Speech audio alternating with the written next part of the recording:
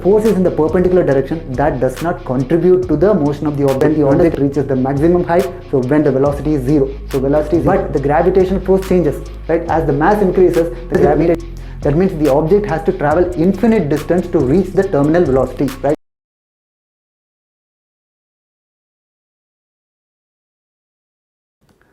In the last class, we discussed some basics of Newton's laws, but in all the questions that we discussed in the last class, we did not use any particular type of force. We used force in a more general sense, like a 5 Newton force is applied on an object, but what is the cause of this force? So that we did not talk much about, but here in this class, we'll do different types of forces. The first one in our list is the gravitational force, and many more to follow, but here in this class, we'll only talk about the gravitational force, right? What is gravitational force?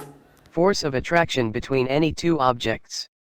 See, that aspect of gravitational force is not what we're going to talk about in this chapter. See, the gravitational force in a more general sense, like the force of attraction between any two random objects, that part will be dealt with separately in a chapter called gravitation. We'll take up that later in our course. But in this chapter, we're only restricting ourselves to the gravitational force due to the earth on an object which is very close to the surface of the earth, right?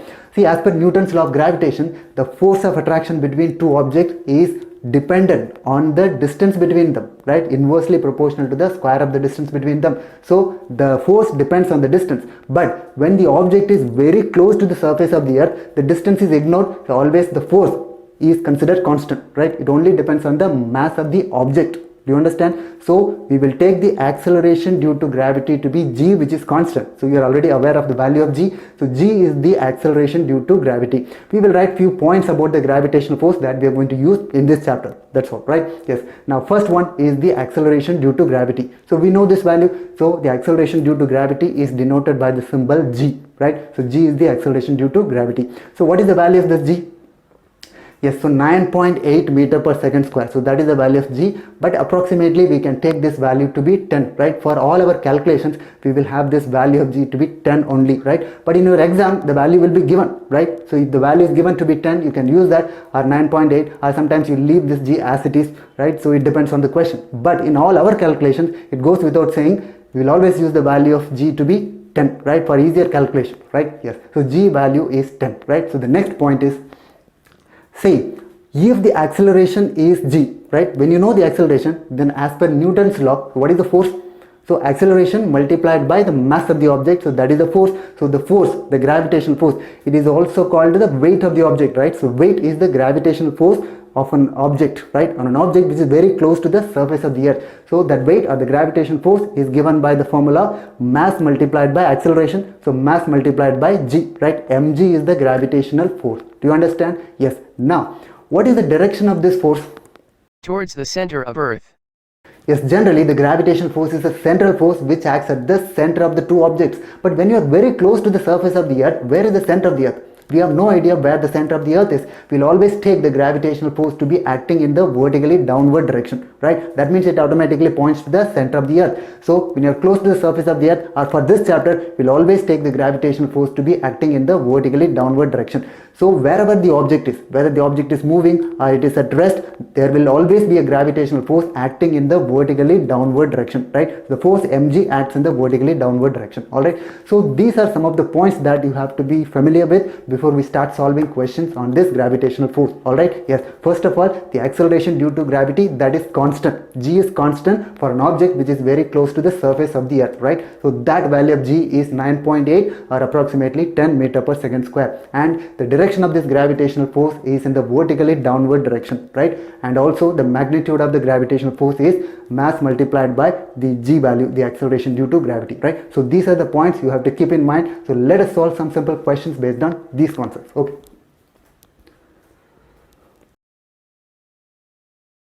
A certain amount of force is required to hold an object. If the same object is pushed along the smooth ground with the same force, the time taken by the object to cover a distance of 20 meters. There are two situations given in the question. In the first case, our Tintu is holding this object up against the gravitational force.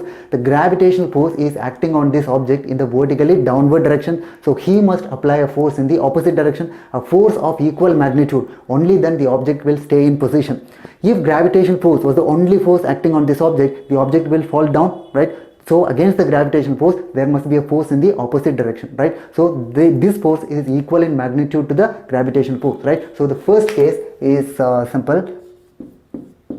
So the force applied by that person, that must be equal to the gravitational force in the opposite direction, right? So these two forces are equal in magnitude. Or F minus mg equal to 0 because no acceleration, the object is at rest. So this is the first case. Alright, yes, now the second case. Now the second case, he is applying the same force but in the horizontal direction. But this time the gravitation force does not have any role to play because the gravitation force this time is acting in a direction perpendicular to the direction of motion of the object. When the force is in the perpendicular direction, that does not contribute to the motion of the object. You understand? The object is moving in the horizontal direction, but the gravitation force is acting in the vertically downward direction. So the only force acting on this object this time is the applied force, right? The force due to that person, right? The person is applying the force, same force F, right? So F is the force. Now we have to find the acceleration. From that you have to find the time taken to cover a distance of 20 meters, right? Let us find it. See, now let us use the formula, right? So now the force is known, that means we can find the acceleration. The acceleration is constant. So for constant acceleration, we have the equations of motion. So let us use this equation. So we have this formula, S equals ut plus half at squared. So now this acceleration can be found using this formula. Alright, yes, let us write it. So the distance is given in the question, right? 20 meter. So 20 equal to, and the initial speed, right, that is 0, so 0t plus half at squared. What is the acceleration? So acceleration has the formula force divided by the mass, right? So as we know from Newton's second law, force equals mass times the acceleration. So force by m multiplied by t squared.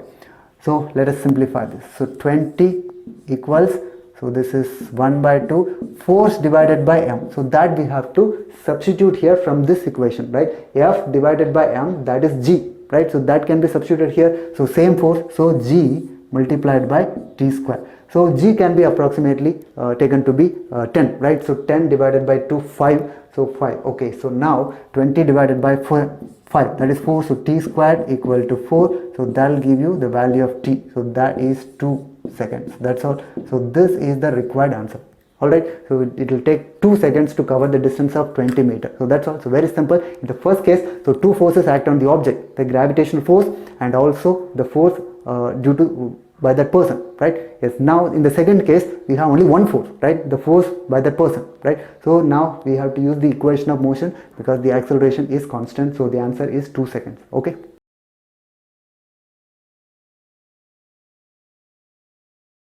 An object of mass 20 kg is lifted from the ground with a time varying force 210 minus 2t Newton. The maximum height reached by the object is.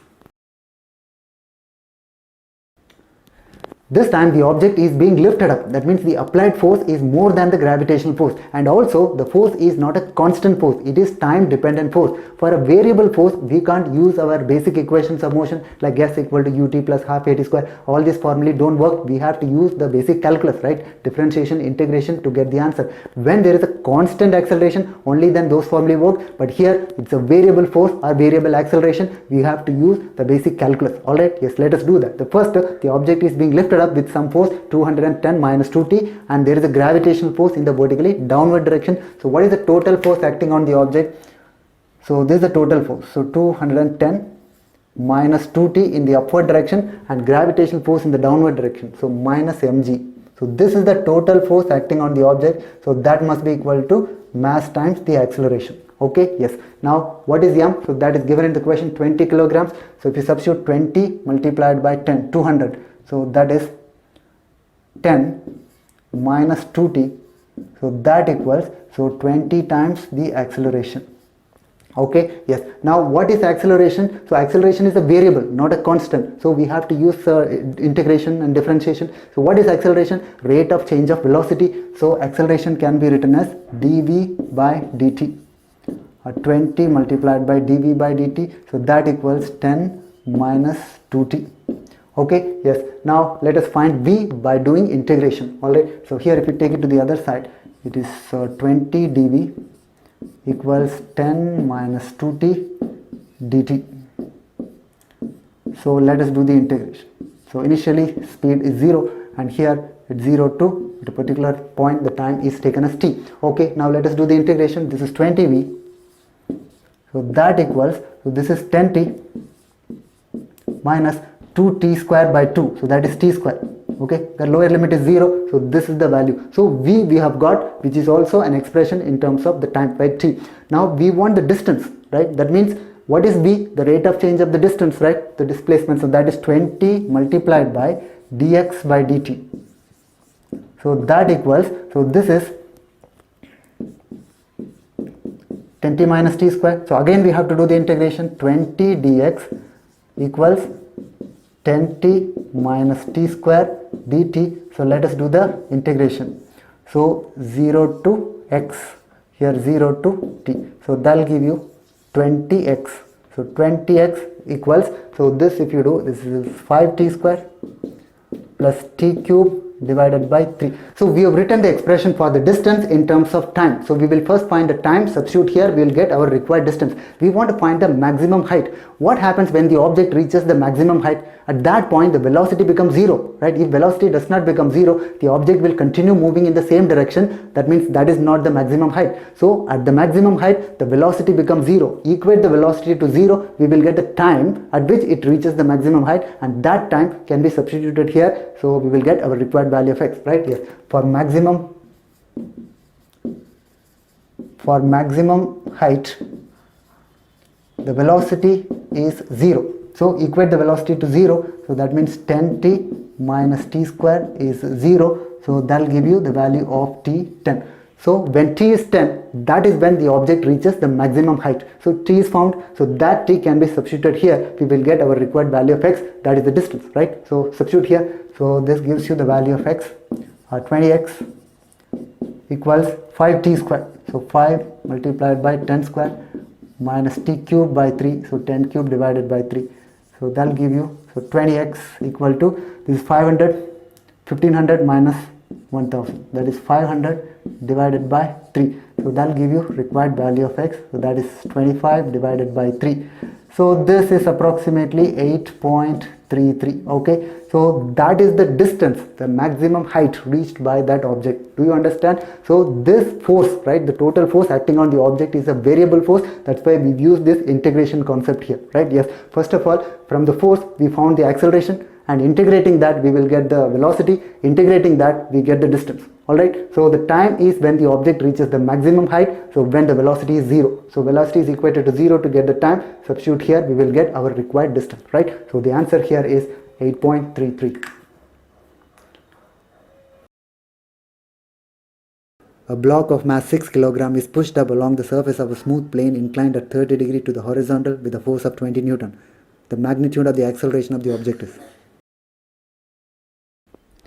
Here two forces are acting on the object. One is the 20 Newton force acting in the direction same as the direction of motion of the object. The object is moving along the slope. The force is also applied in the same direction, which makes angle 30 degrees with the horizontal. But we also have the gravitational force acting in the vertically downward directions. So there are two forces acting in different directions. But we have to take only the components of the forces in the direction of motion of the object. But the gravitational force is in a different direction. We have to take the component of this gravitational force in our required direction, right? So the gravitational force mg is in the downward direction. Now we have to take its component. What is that angle? So 30 degrees is the horizontal angle. With the horizontal, with the vertical, that angle is 60 degree. So multiply that force by cos 60 degree. That is how you take the component, right? So mg cos 60 is our required force in the direction of motion of the object, right? Or opposite to the direction of motion of the object. So mg in the downward direction, take the component. So mg cos 60. Do you understand? So that is the component that we are going to use. So the total force acting on the object along the line of motion is this one.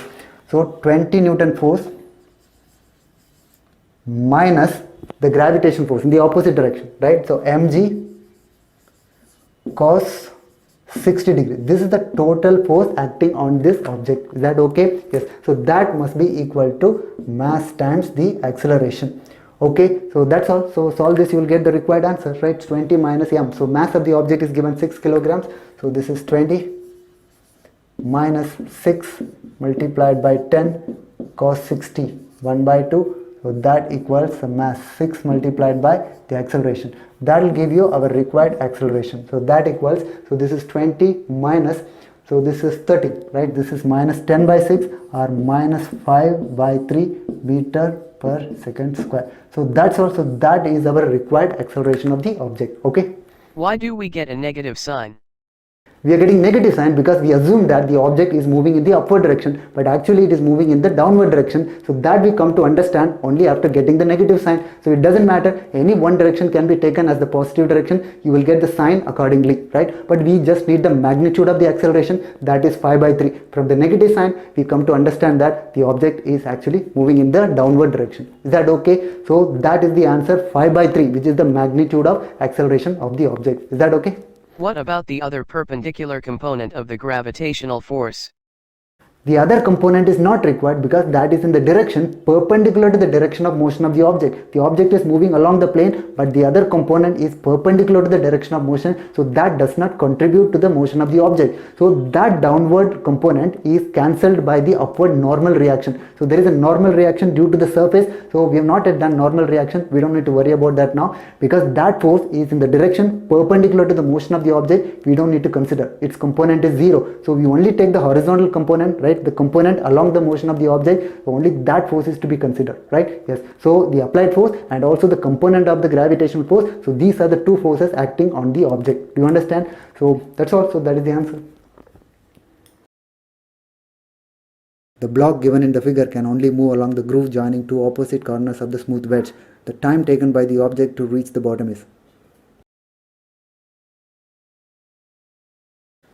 Here we have a wedge-shaped platform which has a groove joining one corner to the opposite corner. Our object here is constrained to move only along the groove. So we have to find its acceleration and then find the time taken by the object to get to the bottom, right? But the only force that moves this object is the gravitational force. But that is in a different direction. The gravitational force is acting in the vertically downward direction. But the object is moving in a different direction. So just like the last question, here also we have to take the component of the gravitational force in the direction of motion of the object.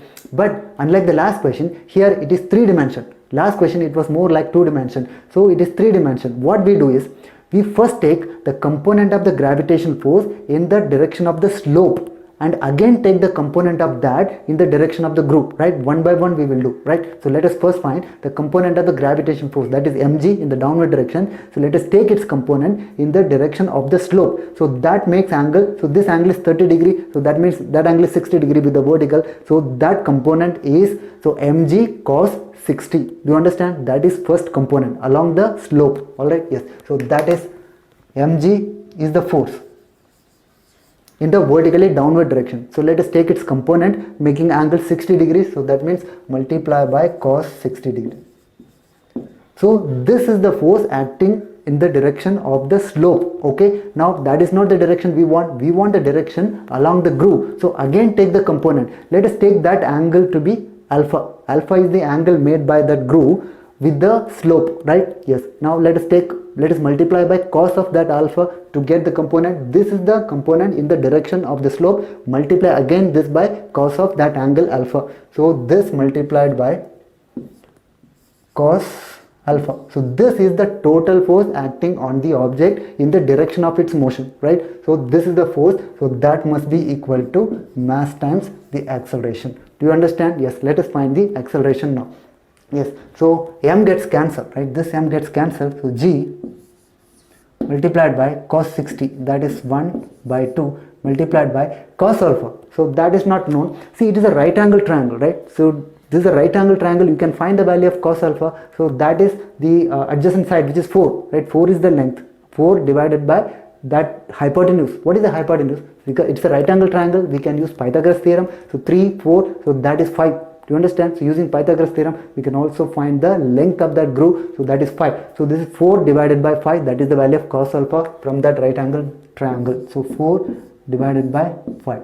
So that equals m gets cancelled, the acceleration. So the acceleration here is, so g can be taken as 10. So this gets cancelled. So 4. So 4 is the acceleration of the object in the direction of its motion. Okay. Now the distance to be covered is 5 meter. Because so that is the length of the groove, right? That is the distance to be covered to get to the bottom. So that means the distance is known and also the acceleration is known. So we just have to find the time taken. That's all. So let us find it. So let us use our basic equation, s equal to ut plus half a t square. S is the distance to be covered, that is 5 meters, so 5. That equals, so initial speed, so that is 0 plus 1 by 2. The acceleration that we have found here, so 4 t square. That will give you the value of t square, so that is, so 5 divided by 2, 2.5. So t squared is 2.5. Taking square root, we get the value of t. So t is approximately the square root of 2.5. So what is the value of square root of 2.5? See, 2.56 has square root 1.6, right? Because 16 squared is 256. So 2.56 has square root 1.6. So this is approximately that only. So 2.5 is approximately the square root 1.6. So this is only the approximate value. So we just need the approximate answer, right? So 1.6 seconds. So that is the required time for the object to cover the distance of 5 meters along the groove. So then it will reach to the bottom, right? So that is our required answer. Do you understand? So the direction of motion of the object is different from the direction of the force. So we have to take the component. Because it is 3 dimension, so we do it in 2 steps. First you take the component along the slope and again take the component along the groove. So we've got the force along the groove. Then the distance is known, the acceleration is known. So we can use this basic equation to find our required time taken. Is that okay? Yes. Here also we don't consider the normal force. Here also we don't need to consider the normal reaction, as the normal forces are perpendicular to the direction of motion of the object. So there is a normal force from the bottom, so that is perpendicular to the direction of motion, and also from the sides we have normal forces that is perpendicular to the motion of the object. The only force acting in the direction of motion is the gravitational force, the component of the gravitational force in the direction of motion of the object. That's what we found here, right? From that we can find the acceleration, and from that we can find the time taken. Do you understand? So that is the answer. A block immersed in water comes up with acceleration a. Another block twice the mass and same volume sinks with twice the acceleration. The buoyant force on the object is. When an object is immersed in a liquid, there will be an upward thrust because of the pressure due to the liquid. That upward force is what we call by the name buoyant force. In the first case, the object is moving in the upward direction. That means the upward buoyant force dominates the downward gravitational force, right? So that is the first case. So let us write the equation for the first case. So let us take the upward direction to be positive, so that means the buoyant force. So let us take it as B minus mg, because mg is in the downward direction. So B minus mg is the total force, so that equals by Newton's second law, mass times the acceleration. Okay, so this is the first case. Now in the second case, the object is moving in the downward direction. So the gravitational force is more than the buoyant force. So downward direction is taken to be the positive direction, that means mg. But this time the mass of the object is twice, that means 2m, not m. So 2m multiplied by g, right? So this is the total gravitational force, and the buoyant force in the upward direction minus b. So that equals mass, again 2m multiplied by, the acceleration is also double, that means so 2a, right? So this is the second equation. Now what do? You have to simply solve these two equations to get the value of b. Alright, so what can be done? So let us take this to be some equation 1. So this is equation 2. So let us solve these two equations. So we don't want the acceleration. So let us eliminate this acceleration here and then find the value of b. Alright. So this implies, so this is 2mg minus b equals, this is 4ma. 4ma. But ma can be written from this equation. So ma here is b minus mg. So you can solve this to get the value of b, right? So this is 5b equals, so here, so minus 4mg, so 2mg, so that is 6mg. So b equals 6mg divided by 5. Okay, so that's it. Now we are given the value of m, right? The mass of the object initially, so that is 2 kilograms. So that means it is 6 multiplied by 2. So we can take the value of g to be 10. So divided by 5. So that gives you our required value of b, which is so 4 multiplied by 6. So it is 24 Newton. So that is our required buoyant force. Do you understand? We have not used any idea of buoyant force here. Simply using the given situation, right? So whatever is given, using that we found the value of b. Is that okay? Is the buoyant force same in these two cases? You make me get into the details of buoyant force, which I wanted to avoid, but since you've asked, the buoyant force has formula. B equals rho Vg. Rho is the density of the liquid, which is same in these two cases, and V is the volume of liquid displaced. That in this case is the volume of the object only. So that also is same, only the mass changes, volume remains same. So that means B value is same in both these cases. Do you understand? That's why we use the same B here and here. But the gravitational force changes. Right? As the mass increases, the gravitation force also increases, but the buoyant force here remains same. Do you understand? So we'll learn about this buoyant force in detail in later part of our course, but for now the value of B is same in both the cases. Otherwise we have not used any of these details. We just use the information given in the question to get to this answer. Okay. A 2 kilogram mass is dropped from a height. The air resistance when the speed is v has magnitude v by 2. The distance covered when the speed is half the terminal speed is. When an object is falling down, what are the forces acting on the object? Generally, we consider the gravitational force to be the only force acting on the object, but here we'll also have to consider the air resistance. There is a resistance due to the atmosphere which works against the motion of the object, so there is a gravitational force in the vertically downward direction, and also there is air resistance in the vertically upward direction, right? Yes, but unlike gravitational force, this resistance force is not a constant force. It is dependent on the speed of the object, right? So initially when the object is at rest, so there is no resistance force, only the gravitational force is acting on the object. But as it gains speed, the resistance will also increase. It keeps on increasing. As you know, when the object is falling down, its speed increases due to the gravitational force. As the speed increases, the resistance will also increase. Now there will come a stage at which this resistance force matches the gravitational force. That means the magnitude of the resistance force and the gravitational force. So these two are equal, so they cancel each other. So what will happen in that case? The object stops moving. Why would the object stop moving? Only when the velocity is 0 will the object stop moving. But here the acceleration is 0 because the net force is 0, so there is no acceleration. That means the velocity will remain the same. Whatever is the velocity or the speed of the object at that point of time, that speed will remain same for the rest of the journey, right? Because there is no acceleration, there is no change in the speed, so the speed does not change, so the speed remains constant from that point onwards. That constant speed is what is called the terminal velocity. Do you understand? So the terminal speed is the speed which does not change from some point onwards. Do you understand? So that terminal speed we have to find first. Okay, let us find that speed. So terminal speed is when the acceleration is 0. So let us equate the acceleration to 0. So when the acceleration is 0, that means the total force is 0. What are the forces acting on the object? There is a downward gravitational force, so that means mg,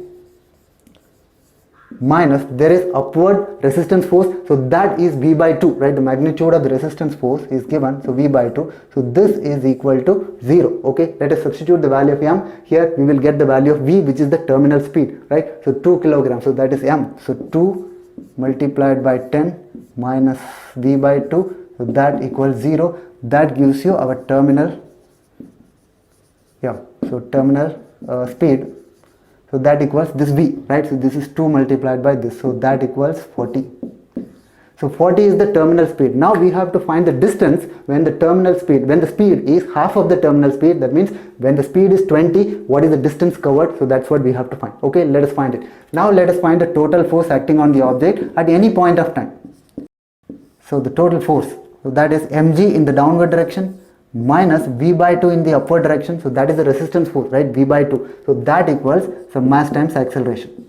Alright, yes. Now acceleration, what is acceleration? So that is the rate of change of velocity. So let us write this m is 2, so 2 multiplied by a is dv by dt, rate of change of velocity, so that equals mg, so that is 2 multiplied by 10, so 20 minus v by 2. Okay, yes, now we have to do integration to do this, because dv by dt here is a function of v, so let us do the integration. But before that we want the distance, right? Some distance is involved, not the time is not required. We can get it everything in terms of the distance, okay, not time. So how will you do that? So we can write it as 2 dv by dt can be written as dv by dx. It's like the chain rule of the differentiation. So dv by dx multiplied by dx by dt. So dv by dt can be written as dv by dx multiplied by dx by dt, but dx by dt is the rate of change of displacement, that is v. You understand? So that equals, this is 40 minus v divided by 2. Okay, so this we are getting this in terms of x, not in terms of t, because t is not required in the question, only distance is required. So we get everything in terms of the speed and the distance. So dv by dx multiplied by dx by dt, so that is again velocity, right? Yes. Now let us simplify this. So this is 2 multiplied by 2, 4, then v dv divided by, yes, this 40 minus v, so that equals dx.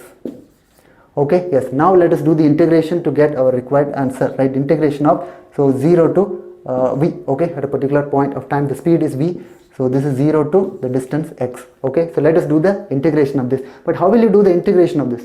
Okay, so we have to adjust the terms. So v here, but denominator is 40 minus v, we have to do something like a division, but instead of that we will adjust the terms. We will write this v as 40 minus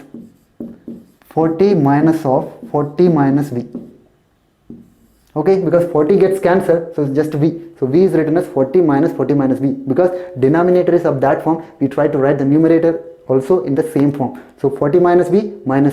So this is 40 minus v, that gets cancelled right here. So 40 minus v, at least one of the terms will get cancelled. So 40 minus v dv. So that equals, so dx, so that is x. Okay, right hand side just x. Okay, now let us simplify. 40 divided by 40 minus v. So this is 0 to v. This is 40 divided by 40 minus v, minus this, if you cancel will just get 1, so 1 dv, so that equals x. Okay, yes. Now let us do the integration of this, right? What is the integration of 1 divided by 40 minus v? That is minus ln of 40 minus v, right? Log base e of 40 minus v, right? So 4 multiplied by 40, that is 160 multiplied by, so this is minus, so minus log of this 40 minus v. Now we have to substitute the upper and lower limits, right? If you substitute upper limit, that is 40 minus v. When you substitute lower limit, it is 40 minus 0. Do you understand? That means log 40. So this minus log of 40, so that can be written as log 40 minus v divided by 40. Okay, so I've written directly, so we can write one step, the integration of this, and then we can substitute the upper and lower limits. So this is the integration of this. Now here minus 1, so 4, so minus 4v, that's all. So that is the value of x. Now we have to find the value of x when v is half of the terminal speed, but the terminal speed is 40. That means we have to find the value of x when the speed is 20, right? When the speed is 20. When the speed is 20, so this equation will become minus 160 log of, so this is 40 minus 20, so that is 20 by 40, so that is 1 by 2 minus 4 multiplied by 20, so that is 80, so that equals x. So this can be written as 160 minus log 1 by 2, that can be written as, so log of 2, okay, minus, so minus 80 equals x. Okay, but this value is given in the question, log 2 base e, it is given to be approximately 0.7, so that can be substituted here. So 160 multiplied by 0.7 minus 80 equal to x. So this value is approximately, see, 112 minus 80, so that gives you the value of x. So x equals, so 112 minus 80, so it is 32.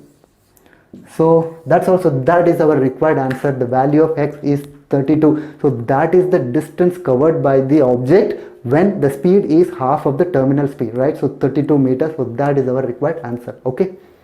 What would be the distance when the speed equals the terminal speed? See, when the speed equals the terminal speed, that means v is 40, so this becomes 0, log 0, that approaches negative infinity. That means the whole value becomes infinity. So x is infinity. What does it mean?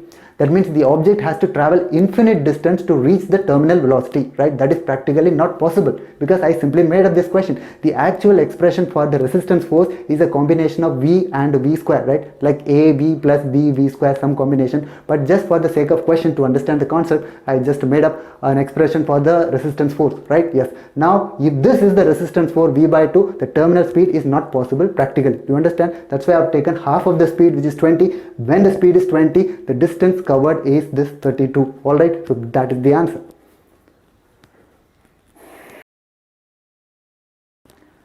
So we're done with the gravitational force. It's a very short session, but don't expect the other topics to be this short. So in the next class we will do normal reaction. Okay.